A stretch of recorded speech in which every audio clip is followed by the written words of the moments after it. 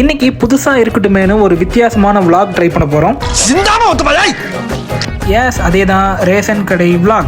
Weekend லீவுக்கு வீட்டுக்கு வந்த என்ன வெட்டியா இருக்காதுரான்னு சொல்லி தம்பி தங்கச்சியோட ரேஷன் கடைக்கு அனுப்பி வச்சுட்டாங்க. ரேஷன் கடை பயங்கர கூட்டமா இருக்கும்னு எதிர்பார்த்தேன், ஆனா ஒருத்தருமே அங்க இல்ல.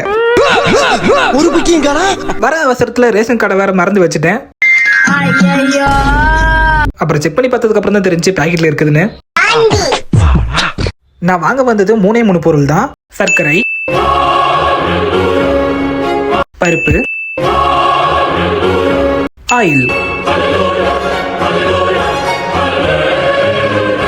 பேலன்ஸ் அமௌண்ட்டுக்கு இந்த மாதிரி ஏதாவது ஒரு ப்ராடக்ட் வாங்கியே தான் ஆகணும்னு சொல்லிட்டாங்க. இது இந்த ரேஷன் கடையில் மட்டும் தானே, எல்லா கடையிலும் இதே ரூல்ஸானு எனக்கு தெரியல. உங்களுக்கு தெரிஞ்ச கமெண்ட்ல சொல்லுங்க.